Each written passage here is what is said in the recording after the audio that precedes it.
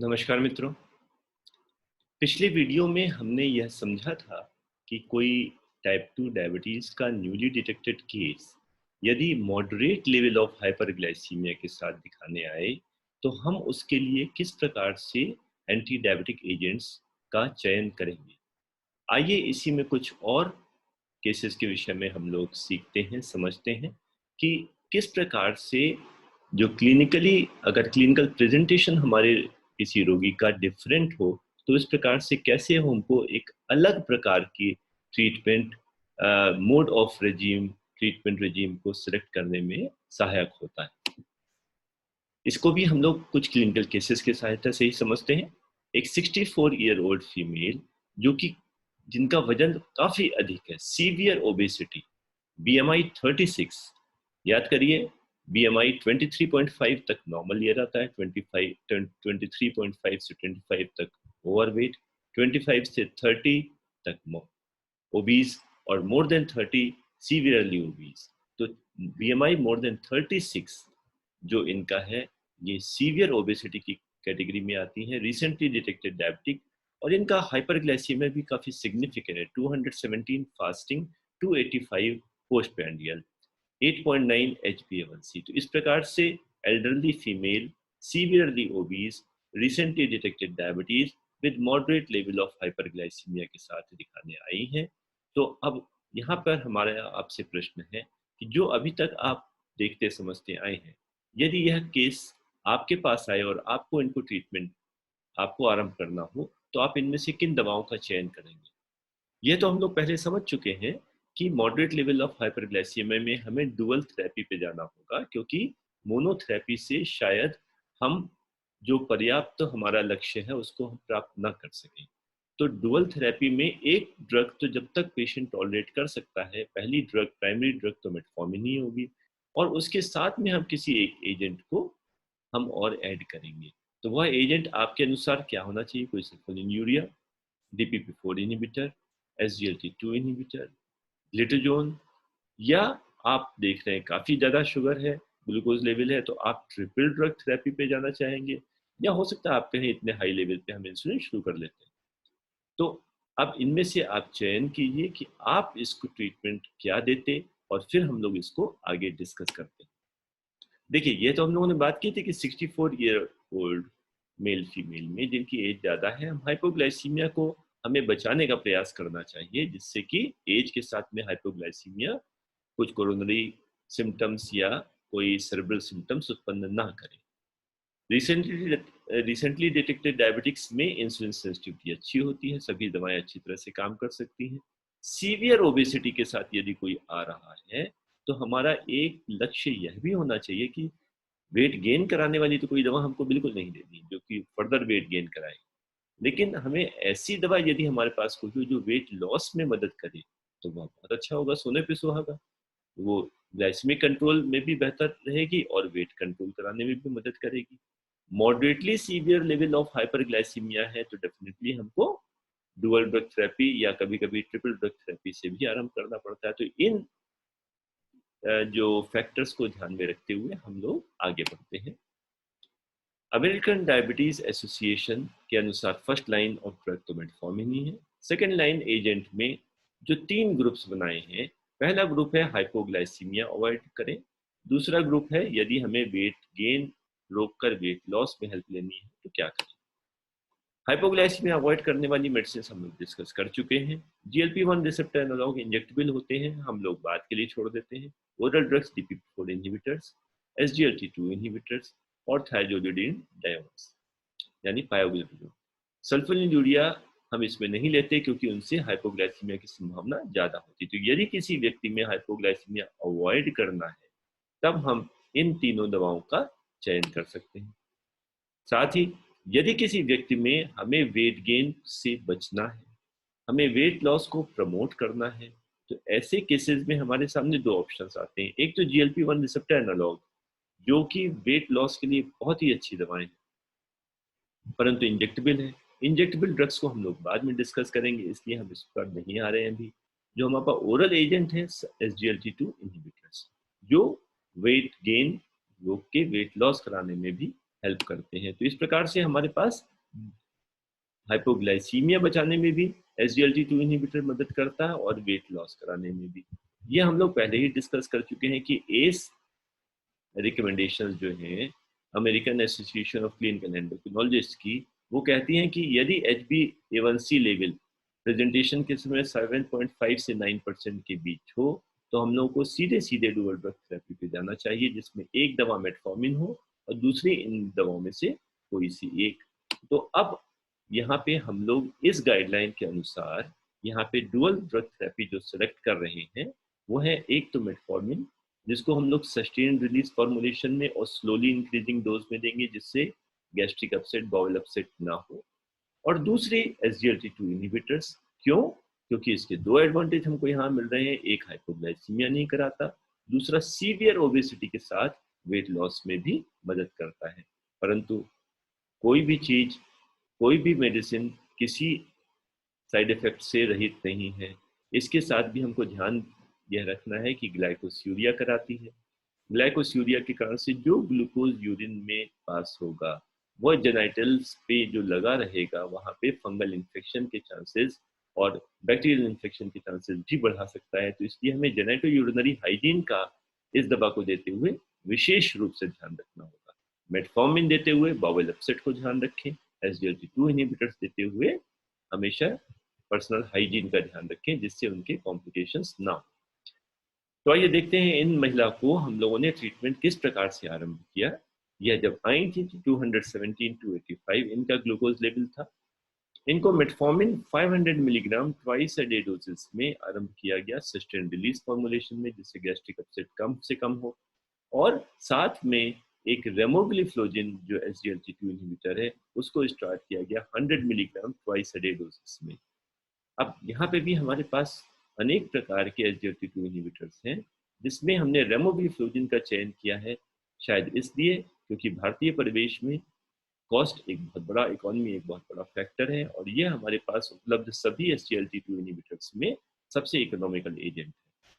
तो मेटफॉर्मिन और रेमोग्लिफ्लोजिन के साथ में जब हमने इनको बुलाया 10 दिन बाद, तो हमने देखा ठीक है, करीब करीब हमारा 36 मिलीग्राम परसेंट फास्टिंग कम हुई, लगभग 50 मिलीग्राम परसेंट PP कम हुई, रीजनेबल फॉल है, लेकिन अभी काफी ज्यादा है, इसलिए हमने मेटफॉर्मिन को 500 बढ़ा दिया। हमने मेटफॉर्मिन 1500 कर दी, रेमोग्लिफ्लोजिन फुल डोज में चल ही रही है 100 मिलीग्राम ट्वाइस अ डे। अब जब 10 दिन बाद बुलाया तो देखा ब्लड ग्लूकोज लेवल पहले से और बेहतर है, परंतु अभी भी हमारे लक्ष्य से दूर है।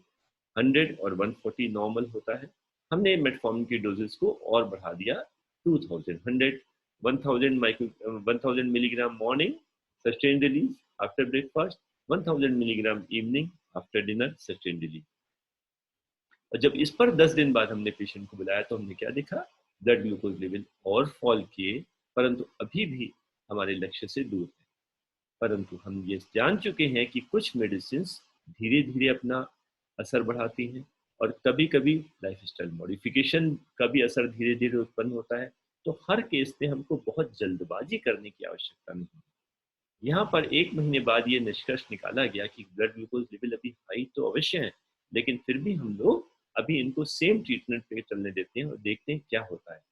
सीवियर ओबेसिटी के साथ आई थी, उनसे कहते हैं अभी आप और डाइटरी और एक्सरसाइज रिकमेंडेशंस का पूरी तरह से पालन करें, वेट रिड्यूस करें, और 1 महीने बाद बताइए कि क्या होता है। 1 महीने बाद जब ये आती हैं तो देखते हैं हम काफ़ी नॉर्मल ग्लूकोज लेवल है 117, 141, सेम मेडिसिन कंटिन्यू की गई, और जब पुनः 1 महीने बाद देखा गया तो देखा गया ब्लड ग्लूकोज लेवल और बेहतर है। तो इस प्रकार से हमने इन केस के साथ साथ में क्या सीखा कि यदि कोई न्यूली डिटेक्टेड डायबिटिक केस है जो मॉडरेट लेवल ऑफ हाइपरग्लाइसीमिया के साथ आ रहा है, तो हमको डुअल ड्रग थेरेपी आरंभ से ही देनी है, जिसमें प्राइमरी ड्रग मेटफॉर्मिन होगी जिसको सस्टेन रिलीज फॉर्मुलेशन में ग्रेजुअली इंक्रीजिंग डोजेस में देंगे। सेकेंडरी ड्रग हम लोगों ने पहले भी डिस्कस की कि 3 प्रमुख एजेंट, DPP4 इनहिबिटर्स जो कि सेफ है, वेट न्यूट्रल है, ना वेट घटाते ना बढ़ाते, और हाइपोग्लाइसीमिया भी नहीं करते।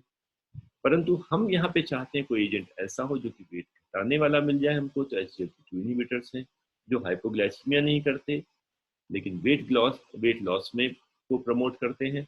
एक चीज का ध्यान रखना पड़ेगा हमको कि जेनिटल यूरिनरी इन्फेक्शन कर सकते हैं, इसलिए पर्सनल हाइजीन के लिए पेशेंट को हर बार और बार बार हम उसको सावधान करेंगे। सल्फोनिलूरियाज के साथ पोटेंट तो बहुत है, लेकिन इनके साथ एक परेशानी है हाइपोग्लाइसीमिया की संभावना, और दूसरी परेशानी है वेट गेन। इसलिए हम लोगों ने इस केस में इस सल्फोनिलूरिया का चयन नहीं किया। DPP-4 इनहिबिटर से भी बेहतर एजेंट हमको SGLT2 इनहिबिटर के रूप में मिला, जो कि वेट लॉस में मदद करे। अब मित्रों, एक हम लोगों ने क्लिनिकल क्लू इस केस में और भी सीखा। याद कीजिए कि हमने 1 महीने तक मेडिसिन स्टेप अप करने के बाद उनकी दवा नहीं बढ़ाई, लेकिन उसके बावजूद ब्लड ग्लूकोज लगातार फॉल करता गया। इसका अर्थ क्या हुआ?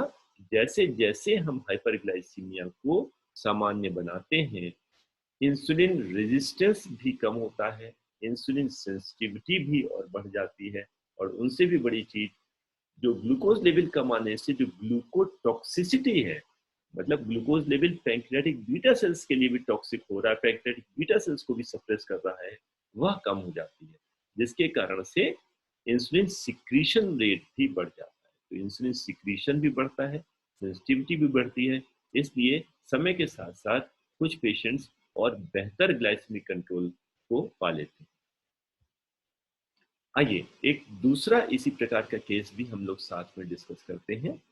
एक मिडिल एजेड मेल 54 ईयर, जो किसको की सेंट्रल ओबेसिटी है, जनरलाइज ओबेसिटी नहीं, केवल पेट निकला हुआ है, एब्डोमिनल ओबेसिटी सेंट्रल ओबेसिटी है, recently detected diabetes, moderate level of hyperglycaemia, 227 fasting, 262 PP, और HbA1c 8.9%। इसके साथ जब हमें दिखाने आते हैं तो हमें इनका ट्रीटमेंट किस प्रकार से डिजाइन करना है। आप स्वयं सोचिए कि ये मिडिल एजेड मेल है, बहुत एल्डरली नहीं है, बहुत ओल्ड एज की नहीं है, जनरलाइज ओबेसिटी नहीं, सेंट्रल ओबेसिटी है, जो कि एक अपना कारण होती है इंसुलिन रेजिस्टेंस का।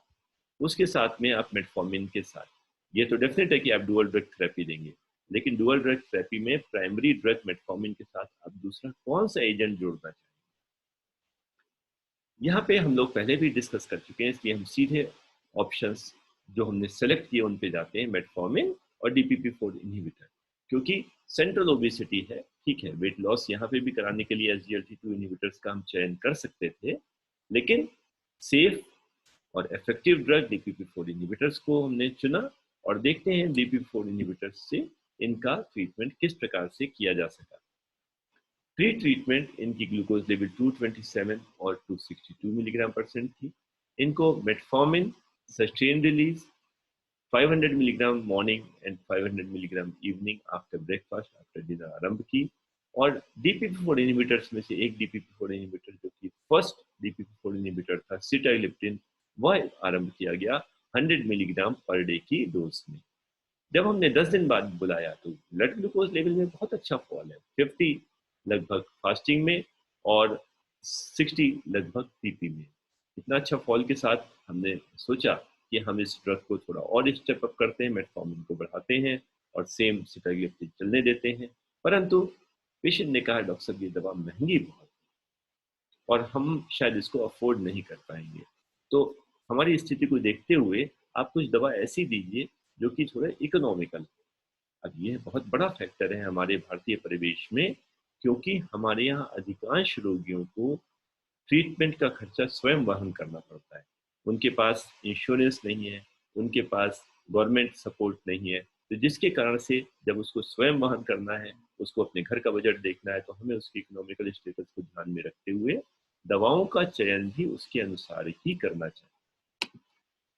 आइए फिर से हम लोग ADA की, अमेरिकन डायबिटीज एसोसिएशन की रिकमेंडेशंस की सहायता लेते हैं, जहाँ पे प्राइमरी ड्रग मेटफॉर्मिन है। सेकेंडरी ड्रग के लिए उन्होंने कहा या तो हाइपोग्लाइसीमिया बचाने का उद्देश्य हो, या वेट घटाने का उद्देश्य हो, या कॉस्ट का उद्देश्य हो, क्योंकि ये जितनी भी हमारी नोवेल ड्रग्स हैं ये सब काफ़ी कॉस्टली हैं। तो यदि हमें कॉस्ट बचानी है, तब हमारे पास दो ऑप्शंस हैं जो कि काफ़ी समय से हम जिनका प्रयोग कर रहे हैं, सल्फोनिलूरियाज और थाइरोलोडीन डेओन्स, जिनमें से अब एक ही ड्रग यूज होती है, पायोग्लूटाजोन। तो सल्फोनिलूरिया और पायोग्लूटाजोन, ये दो एजेंट्स हमारे पास अवेलेबल हैं। तो आइए देखते हैं कि इस पेशेंट का एक इकोनॉमिकल रूप में हम उपचार किस प्रकार से कर पाते हैं। यह सही है कि सिटाग्लिप्टिन और मेटफॉर्मिन कॉम्बिनेशन पे ब्लड ग्लूकोज लेवल काफी अच्छा ड्रॉप किया था, परंतु इकोनॉमिकल स्टेटस के कारण से हमें सिटाग्लिप्टिन बंद करके ग्लिमिपेराइड, जो कि लेटेस्ट सल्फोनिलूरिया है और काफी अच्छी सल्फोनिलूरिया है, पिछले 20 ईयर से हम इसको इस्तेमाल कर रहे हैं और इनके काफी अच्छे रिजल्ट्स हैं। तो हमें ग्लिमिपेराइड की बहुत ही स्मॉल डोज 1 मिलीग्राम की भी हाफ टैबलेट 0.5 मिलीग्राम इसके साथ सिटाग्लिप्टिन हटा के आरंभ की और मेटफॉर्मिन की डोज को स्टेप अप करके 1500 मिलीग्राम कर दिया। जब हमने इनको 10 दिन बाद बुलाया तो देखा ग्लूकोज लेवल थोड़ा थोड़ा और फॉल किए। हमारे पास मेटफॉर्मिन बढ़ाने की गुंजाइश है। हमने metformin sustain release 1000 milligram morning 1000 milligram evening के साथ में ग्लिमिपेराइड को देते हुए पेशेंट को जब भेजा तो हमने 10 दिनों बाद देखा ब्लड ग्लूकोज लेवल और भी बेहतर। यहाँ पर भी हमने वो पुराना वाला फॉर्मूला अपनाया कि अभी हम बहुत जल्दबाजी नहीं करते, इतना ग्लूकोज लेवल आ गया है, आप डाइट का प्रॉपर ध्यान रखें, एक्टिविटीज को बढ़ाते रहें, जो आपकी सेंट्रल ओबेसिटी है उसको घटाने का प्रयास बराबर बनाए रखें और 1 महीने बाद हमको देखते हैं 1 महीने बाद जब ये 60 दिनों के ट्रीटमेंट के बाद आए 2000 मिलीग्राम मेटफॉर्मिन और ग्लिमिपेराइड 0.5 मिलीग्राम देते हुए, तो वाह कितना अच्छा इनका ग्लाइसेमिक कंट्रोल है। देखिए 138 से 109 बिना दवा बढ़ाए आ गया, 162 पीपी से 131 बिना दवा बढ़ाया आ गया। तो हमें जब पेशेंट हमारे नियर नॉर्मल कंट्रोल पे आने लग जाए तो कुछ समय पेशेंट को भी देना है, हमें हर चीज के लिए मेडिसिन का उपयोग नहीं करना है। यहाँ यह देख के कि हमारे बहुत अच्छा कंट्रोल आ गया, एक राय और भी बनी, ग्लिमिपेराइड हम विड्रॉ कर लें और पेशेंट से कहें शाबाश आपने डाइट एक्टिविटी का बहुत अच्छा फॉलो किया, आपने वेट रिड्यूस भी किया, सेंट्रल ओबेसिटी भी कम की, आप केवल मेटफॉर्मिन पे हमको 1 महीने बाद दिखाइए। और ये देखिए आपके उत्साह बढ़ाने से वहाँ पेशेंट डाइट एक्टिविटी पे लगा रहा, वेट घटाया और जब 1 महीने बाद आए हैं तो 108 और 142 एक परफेक्ट ग्लाइसेमिक कंट्रोल के साथ दिखाने आए। तो मित्रों इस प्रकार हमने इन केसेस से क्या सीखा कि मॉडरेट हाइपरग्लाइसीमिया में डुअल ड्रग थेरेपी आरंभ की जा सकती है। प्राइमरी ड्रग मेटफॉर्मिन ही रहेगी यदि उसका कोई कंट्राइंडिकेशन नहीं है। यदि वह टॉलरेट हो रही है तो उसको क्रमशः हम सस्टेन रिलीज फॉर्मुलेशन में देते हुए क्रमशः बढ़ाते जाएं जब तक ग्लाइसेमिक कंट्रोल पर्याप्त नहीं मिलता। सेकेंडरी सल्फोनिलूरिया के रूप में हम DPP-4 इनहिबिटर्स, पुनः हम उन्हीं बातों को डिवाइस कर रहे हैं, DPP-4 इनहिबिटर्स दे सकते हैं जो कि सेफ हैं, बहुत कम इनकी एडवर्स ड्रग रिएक्शंस हैं, वेट न्यूट्रल हैं और हाइपोग्लाइसीमिया नहीं करते। SGLT2 इनहिबिटर्स सेफ हैं सिवाय जेनिटल यूरिनरी इन्फेक्शन के चांसेस बढ़ा देने के, हाइपोग्लाइसीमिया नहीं करते और सोने पे सुहागा वेट लॉस में भी मदद करते हैं।